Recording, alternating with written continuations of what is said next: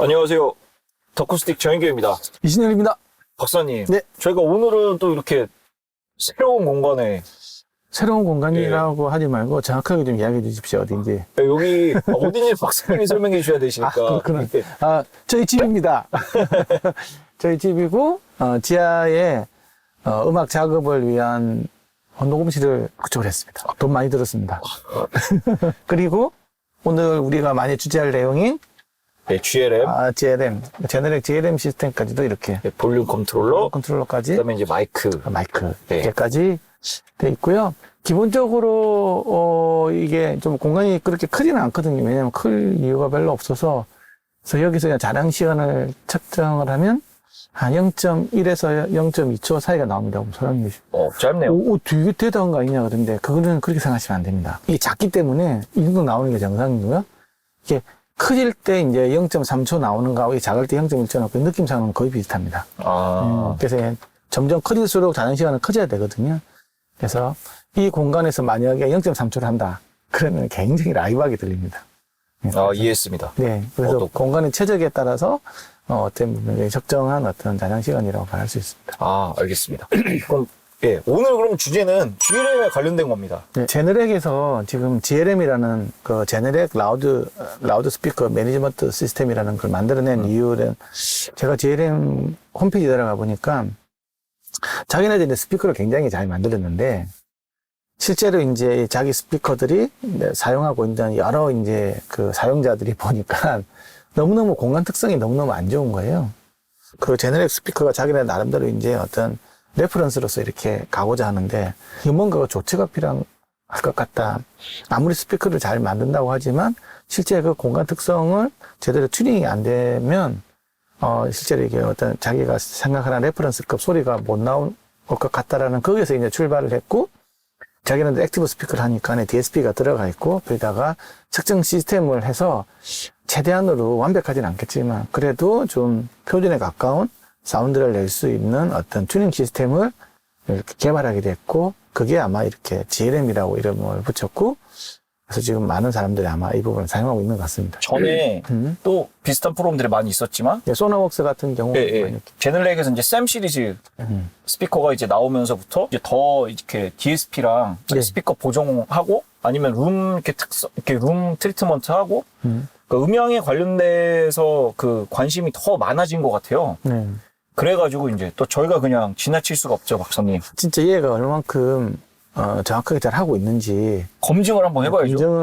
그래서 또 우리가 또 REW하고 또 매니지먼트 마이크로폰 뭐 여러 가지 또 어떤 룸워크 측정하는 장비들을 다 갖고 있기 때문에 이거에 대해서 한번 검증을 한번 해봤는데요. 유저 인터페이스를 굉장히 잘 돼가지고 아무래도 제너렉 쓰는 사람들이 음향 엔지니어들이 이렇게 뭐 측정하고 있는 전문가들이 아니기 때문에 어떻게 하면 쉽게 잘 할 수 있을까에 대해서는 굉장히 많이 신경을 쓴 것 같고요. 일단 잘 만들었다라는 거. 그런데 이제 보면 아시겠지만 마이크로폰이 생긴 거 보면 사실 보면 좀 저렴합니다. 측정용 마이크. 예, 측정용 마이크로폰, 뭐, 이런 걸 비싸게 할 수는 없으니까, 이 가격이라는 게 있기 때문에. 그래서 최대한으로 이제 그런 부분들 때문에 항상 내가 이 마이크로폰을 이렇게 연결을 하면 교정 파일을 자동으로 이렇게 다운로드를 해서 좀 문제가 없게 쓸 수 있도록 일단은 그런 고려는 기본적으로 되어 있는 것 같고요. 그러니까 사실 저는 개인적으로는 제일 아쉬운 게, 물론, 비싼 측정용 마이크를 이제 넣어놓으면 물론 가격이 올라가겠지만 GLM 킷에서 사실 제일 중요한 요소가 사실 마이크잖아요. 왜냐면 마이크에서 제대로 된 측정 값을 알려줘야지만 측정을 이제 DSP가 이제 보정을 해주는 거잖아요. 네네. 그러니까 사실 마이크가 사실 제일 중요한데 제가 느끼기에는. 근데 이제 예를 들면 뭐 계층용 마이크로폰이 100만 원이 넘게 하는데 뭐 이런 거 다 해가지고 몇백만 원에 또 사라고 하면 그 부분이 참. 사실 좀 힘든 부분이 있거든. 나름대로 이제 캘리브레이션 파일까지 직접 제공하는 걸로 해서 생각한 최대한 저렴하게 좀 구현할 수 있는 방법으로 아마 고민을 한 것 같고요. 측정을 통해서 룸 특성을 결국 일종의 뭐 교정해주는 이런 방식을 들어가지 않습니까? 그래서 굉장히 많은 신호 처리가 들어갑니다. 그 말은 원래 스피커 소리가 많이 바뀐다라는 거죠. 그렇죠. 예, 그래서 이제 그런 부분은 아셔야 되고요. 그리고 우리가 듣는 이 한 지점, 여기서만 이렇게 효과가 있는 거지, 다른 데에 있는 사람한테는 더 이상한 소리가 간다라는 걸 반드시 아셔야 되고요. 네. 예. 이제 그리고 스피커에도 굉장히 많은 무리가 갈 수 있다. 왜냐하면 이 룸이 안 좋기 때문에 스피커가 그걸 감당을 해야 되는 거거든요. 예, 그럼 저희가 이제 본론으로 이제 들어가서 GLN 킷 시리즈랑 REW에다가 그 어스웍스에 나오는 M30 예, 매니지먼트 마이크로폰. 예.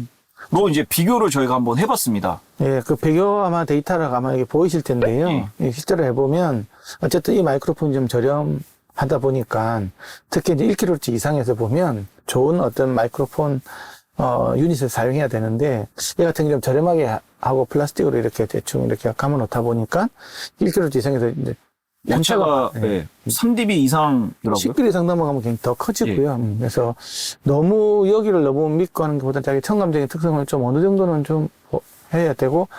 근데 이거 잠깐 팁을 제가 말씀드리자면 아까 박사님 말씀하셨을 때 물론 이제 메저먼트 이제 마이크로폰이 비싼 건 엄청 비쌉니다. 뭐 100만 원 하는 것도 있고 뭐 그 이상 가는 것도 있고 뭐 저렴해도 뭐 몇십만 원짜리도 있지만 저희가 어쨌든 이 측정을 해보니까 소나웍스 그 번들로 들어있는 측정용 마이크보다도 안 좋더라고요.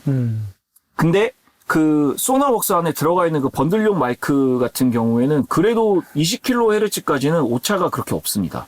근데 그게 따로 구매를 하셔도 그러니까 요즘 환율 때문에 좀 올라갔을 것 같긴 하지만 어쨌든 10만 원 정도거든요. 안 올랐다면은 한 막 7만 원 정도였고요, 원래. 그러니까 차라리 그 마이크 정도라도 구매하셔서 사용을 하시는 게 제가 봤을 때는 좀 더 이제 정확한 데이터를 얻을 수 있으니까 하나 그냥 팁으로서 말씀드리는 거고요. 얘 같은 경우에는 그러니까 아까 박사님이 말씀해 주셨지만 이제 1kHz 이상부터 오차가 생기기 때문에 당연히 이제 그 보정 데이터 받아가지고 써야 되지만 그럼에도 불구하고 10km 이상에서는 거의 좀 많이 문제가 생기더라고요. 저라면 1kHz 이상에서 너무 많이 이 친구가 알려주는 그 자동 어떤 EQ 개념을 무조건 무차별적으로 받아들이지 말고 어쨌든 이건 좀 전문 음악인들이 많이 쓰기 때문에 어느 정도 거기에 대해서는 레퍼런스를 기록하고 있잖아요. 그래서 여기서 알려주는 것을 무차별적으로 들으면 좀 틀릴 수도 있다. 저는 그렇게 생각하고 있습니다. 네, 그래서 저희는 이제 어떤 식으로 이제 추천을 드리냐면 일단 저역대만 일단은 쓰시는 걸로 추천을 해드리고요.